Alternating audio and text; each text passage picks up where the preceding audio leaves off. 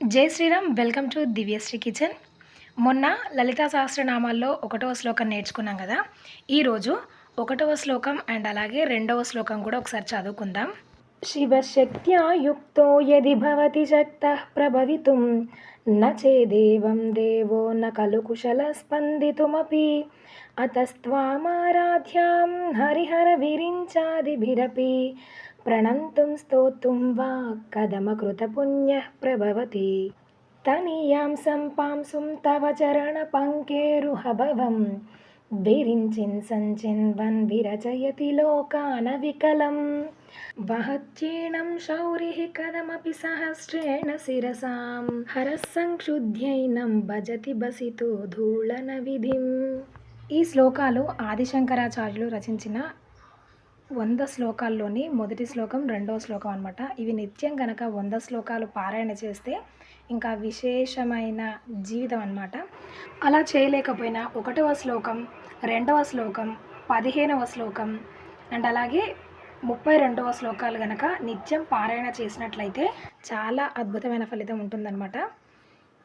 And అలాగే Friday ముందు రోజు నాకైతే ఇలా ఉంటుంది. క్లీనింగ్ అనేది ఎప్పటికప్పుడు చేసుకుంటేనే ఇల్లు చూడటానికి ఒకలా ఉంటుంది, లేదంటే ఇగో ఇలా కనిపిస్తుంది అనమాట. ప్రతిరోజు 24 గంటలు 24/7 అంటారు కదా, అట్లా ప్రతిరోజు ఇల్లు తూడ్చిన అద్దంలా ఉండాలంటే ఉండదండి. ఎందుకంటే పిల్లలు ఉన్నప్పుడు తీసింది తీసిన కాడ పెట్టరు. ప్రతిరోజు పిల్లలు కూడా సిస్టమేటిక్గా ఇది ఇలానే చేయాలి, ఇది ఇలానే వెళ్ళాలి అంటే ఎవరు చేయరు. పిల్లలు పిల్లల్లానే ఉంటారు. మనకు ఓపిక ఉంటే సర్దుకోవాలి, ఓపిక లేకపోతే తర్వాత కన్నా చేసుకోవాలి. కానీ ఉన్నదాన్ని మొత్తం పిల్లలపైన నెట్టేసి వాళ్ళ వల్లనే ఇలా ఉంది, మీరు సెట్ రైట్గా లేరు, మీరు చెయ్యరు అని వాళ్ళని అని మనం అరిచిన దానికంటే వాళ్ళకి చెప్పాల్సినంత చెప్పి వాళ్ళు చేసిన మెస్సీనైనా తర్వాత మనం క్లీన్ చేసుకోవాలి. కానీ ప్రతిరోజు ఇల్లు ఎప్పుడు కడిగిన మొహంలాగా అయితే ఉండదు. మన ఫేసే మార్నింగ్ కడుక్కుంటే మధ్యాహ్నం వరకు ఎలా ఉంటుంది. కాబట్టి నేనైతే కొంచెం అంటే చేత కానప్పుడు అరుస్తాను. నేను కూడా పిల్లల మీద అరవనని కాదు, కాకపోతే అదే పనిగా అయితే పెట్టుకున్నాను అనమాట. ఇట్లాగా బిఫోర్ డే నేను మొత్తం క్లీన్ చేసుకుంటా. అంటే శుక్రవారానికి ముందు రోజే కొంచెం ఆ రోజు పని ఎక్కువగా ఉంటుంది కాబట్టి క్లీన్ చేసుకుంటా. లేదంటే మనము 5 గంటలకు స్టార్ట్ చేసినా కానీ ఆ పని కానే కాదు. నాకైతే 11, 12 అయినా కాదనమాట శుక్రవారం. అందుకని ఆ రోజు మాత్రం కొంచెం ఎర్లీగా లేస్తానమాట. ఒక 4:30 అట్లా ఒక హాఫ్ అన్ అవర్ 1 అవర్ ముందు లేస్తూ ఉంటాను. అట్లా అయితేనే మనకి ఏ పని కూడా హడావిడి లేకుండా సాఫీగా అట్లాగా ఎవ్వరిపైన చిరాకు పడాల్సిన అవసరం ఉండదు. మనము గాబరా గాబరా పడాల్సిన అవసరం అంతకంటే ఉండదు. నీట్గా మన పని మనం ఒక దాని తర్వాత ఒకటి చేసుకుంటూ వెళ్ళిపోవచ్చు అనమాట. అండ్ అలాగే కొంతమంది పిల్లల్ని అంటూ ఉంటారనమాట. నేను విన్నాను, మా ఇంట్లో పిల్లలైతే అసలు ఏ వస్తువు తీయరు తెలుసా, ఎక్కడ తీసింది అక్కడనే పెడతారు. అంటే వాడి ఇన్నర్ ఫీలింగ్ ఏముంటుందంటే, మా ఇంట్లో టెడ్డీ బేరు, టీవీ కాడ ఉండే ఫోటో ఫ్రేమ్స్ ఎట్లనో మేము కూడా అంతే, ఎక్కడ ఉంచితే మేము కూడా అక్కడనే ఉండాలి అన్నట్టుగా వాడి ఇన్నర్ ఫీలింగ్ ఉంటుంది. తల్లులు మాత్రం మా పిల్లలు ఏది తీయరు, ఏది ముట్టరు అన్నట్టుగా చెప్తారు. తీయాలి, ఎక్కడ పడితే అక్కడ వెయ్యాలి, తర్వాత ఆడుకున్న తర్వాత మళ్ళీ దాన్ని అక్కడ పెట్టమని చెప్పాలి. ఇట్లా చేస్తేనే బాగుంటుంది. నాకు ఈ మధ్య ఒక అక్క చెప్పింది, పిల్లల తొక్కుడు ఇంట్లో ఉంటే మంచిదంట. నేను ఆవిడ చెప్పిన తర్వాత ఆలోచించిన అనమాట.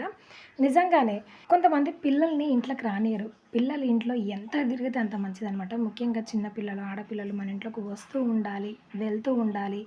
వాళ్ళు వచ్చిన ప్రతిసారి పిల్లలకి ఏదో ఒకటి తీపి పదార్థం అయితే ఇస్తూ ఉండాలన్నమాట. నిజంగా చెప్పాలంటే ఇంటికి వచ్చిన చిన్నపిల్లలకి, మీ ఇంటికి వచ్చిన చిన్నపిల్లలకి ఏదైనా వాళ్ళకి నచ్చే విధంగా, ఎక్కువ శాతం చిన్నపిల్లలకి ఏం నచ్చుతుందంటే బొమ్మలు, ఎక్కువగా చెప్పాలంటే తినే పదార్థాలు, అందులోనే తీపి పదార్థాలు అంటే చాలా ఇష్టం కదా. ఇట్లా తీపి పదార్థాలు ఇస్తే ఎంత శుభం తెలుసా. వాళ్ళు ఒకసారి మన ఇంట్లోకి వచ్చి వెళ్తూ ఉంటే ఎంత మంచిదో తెలుసా అసలు. అందుకనే పిల్లల్ని రానిస్తూ ఉండాలి. కొంతమంది అయితే పిల్లల్ని చూస్తేనే అదేదో దయ్యం చూసినట్టుగా ఫీల్ అవుతారనమాట. ఏ పో అవతలగా అంటూ ఉంటారనమాట. ఎందుకంటే వాళ్ళ ఇంట్లో ఉన్న వస్తువులు అక్కడి నుంచి తీసి ఇక్కడ, ఇక్కడి నుంచి తీసి అక్కడ పెడతారన్న ఒక ఫీలింగ్లో ఉండి అందుకనే ఎక్కువ శాతం పిల్లల్ని ఇంట్లోకి రానియరు. నేనైతే అట్లా కాదనమాట. ఈ మధ్య కొంతమందిని చూసి కొన్ని నేర్చుకున్నాను, కొంతమందిని చూసి కొన్ని ఈ అలవాట్లు మంచివి కాదని వదులుకున్నాను అనమాట. ఏదైనా మనం మన జీవితంలో కొందరిని చూసి నేర్చుకునే విషయాలుంటాయన్నమాట. అవి మంచి తీసుకొని చెడుని వదిలేస్తే మన జీవితం ముందుకెళ్తూ ఉంటది. ఏదో పిల్లల మీద ఫిలాసఫీ చెప్పినట్టుగా అనిపిస్తుంది నాకైతే. నాకనిపించింది నేను చెప్పినండి. ఎవరిని ఉద్దేశించైతే గాదు. ఇక్కడైతే నేను శుక్రవారం రోజు ఇలాగ నా ఇల్లు మొత్తం క్లీనింగ్ ప్రోగ్రామ్ చేసుకున్న తర్వాత, ఇట్లా స్వామికైతే అభిషేకం చేసుకుంటాను. ప్రతిరోజు చేస్తానని నేను చెప్పట్లేను. నాకు కుదిరినప్పుడు, చెయ్యాలి అనిపించినప్పుడు మాత్రం ఇట్లా అభిషేకం చేస్తాను. అండ్ అలాగే పానవట్ట నేను బయట నుంచి కొనుక్కురాకుండా ఇలాగా మా షాప్‌లోనే తయారు చేయించుకున్నా అనమాట. అభిషేకం చేసినప్పుడు ఆ 2 కన్నాలున్నాయి గదా! అందులో నుంచి నీళ్ళైతే బయటకొస్తాయి. సెపరేట్‌గా మళ్ళీ స్వామిని తీసి పక్కన బెట్టి, మళ్ళీ ఆసనం మీద కూర్చోబెట్టే అవసరం లేకుండా ఆ ఆసనాన్ని కొంచెం పైకి ఎత్తి పట్టుకొని ఇలాగ అభిషేకం చేస్తే ఈజీగా నీళ్ళనేవి కిందకొస్తాయనమాట.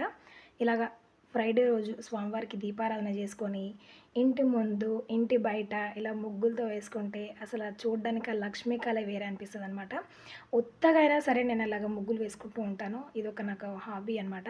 అండ్ అలాగే ఈ పని కంప్లీట్ అయిపోయిన తర్వాత ఫాస్ట్‌గా వంటయితే ప్రిపేర్ చేసుకొని షాప్ కాడికైతే వెళ్ళిపోతున్నాననమాట.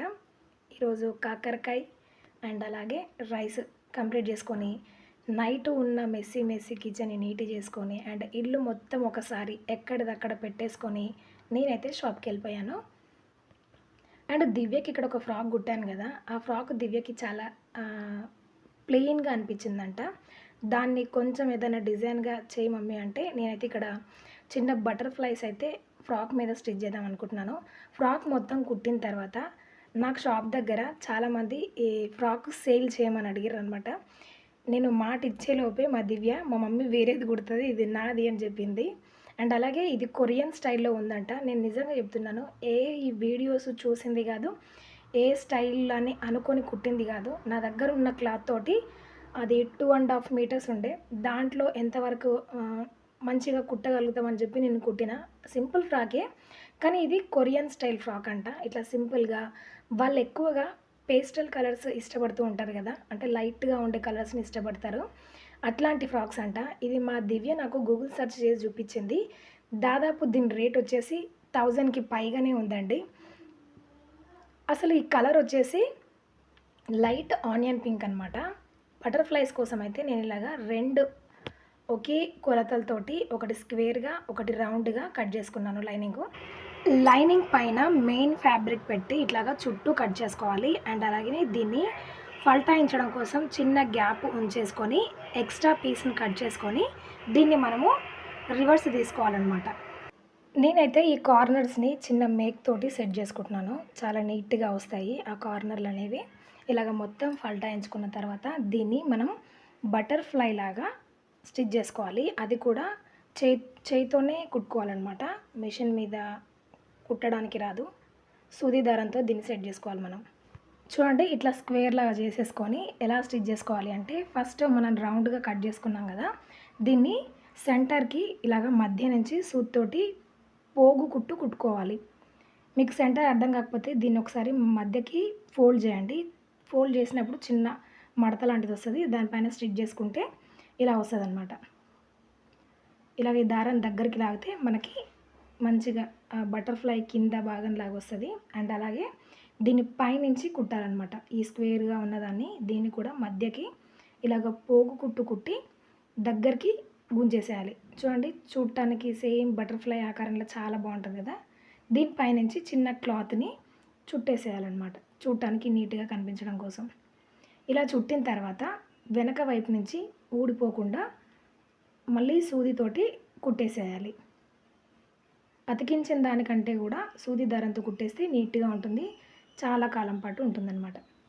చూడండి ఇట్లా బ్యాక్ సైడ్ ఊడిపోకుండా ఇది కుట్టేసేయాలి. చాలా క్యూట్‌గా ఉంటుంది. అండ్ అలాగే మన ఫ్రాక్ వచ్చేసి కొంచెం బాగా కనిపిస్తదనమాట. ప్లెయిన్‌గా ఉండకుండా ఒక డిజైనర్ ఫ్రాక్‌లాగా కనిపిస్తుంది. నేను నెక్ సైడ్ ఒక చిన్న బో లాంటిది ట్రై చేశాననమాట. అది కూడా చూడడానికి బాగుంది. ఇట్లా హ్యాండ్స్‌కి ముందు వైపు బాడీకి ఈ ఫ్లవర్స్ వచ్చే విధంగా అదే ఈ బటర్‌ఫ్లైస్ వచ్చే విధంగా స్టిచ్ చేసుకున్నాను. క్లాత్ చూసారా ఎంత షైనీగా ఉందో. అసలు నైట్ పార్టీ టైంలో వేసుకుంటే ఇంత సింపుల్ ఫ్రాక్ అయినా కూడా దీని షైనీ తోటి, దీని కలర్ తోటి చాలా ఎలిగెంట్‌గా కనిపిస్తుందనమాట. చూడటానికి ఎంత బ్యూటిఫుల్గా ఉంటుందంటే పార్టీలో హైలైట్గా అనిపిస్తారనమాట. ఇంత సింపుల్ ఫ్రాక్ వేసుకున్నా కూడా మీరు ఇంకా దీన్ని ఇంకా డిజైనర్గా చేసుకోవచ్చు. నేను ముందు ముందు వీడియోలో చూపిస్తాను. దీనికి ఒక హిప్ బెల్ట్ కూడా తయారు చేశాను. అన్నీ సెట్ చేసిన తర్వాత ఇది కూడా ఒక డిజైనర్ ఫ్రాక్ లాగా కనిపిస్తుంది అనమాట. చూసారా చాలా షైనీగా ఉంటుంది. అండ్ అలాగే ఇది చెప్పాను కదా, లైట్ బేబీ పింక్ అనమాట. మన ఆనియన్ పింక్ కలర్లో ఉంటుంది. కలర్ మాత్రం బ్యూటిఫుల్గా ఉంది. ఫ్రాక్ మీకు నచ్చితే ఒక లైక్ చేసి సబ్స్క్రైబ్ అవ్వండి. ఈనాటి ఈ వ్లాగ్ మీకు నచ్చితే లైక్ చేయండి, మీ ఫ్రెండ్స్ అండ్ ఫ్యామిలీ మెంబర్స్కి షేర్ చేయండి. మరికొన్ని ఇలాంటి డిఫరెంట్ వీడియోస్ కోసం నా ఛానల్ని సబ్స్క్రైబ్ అవ్వండి. Thank you for watching. జై శ్రీరామ్.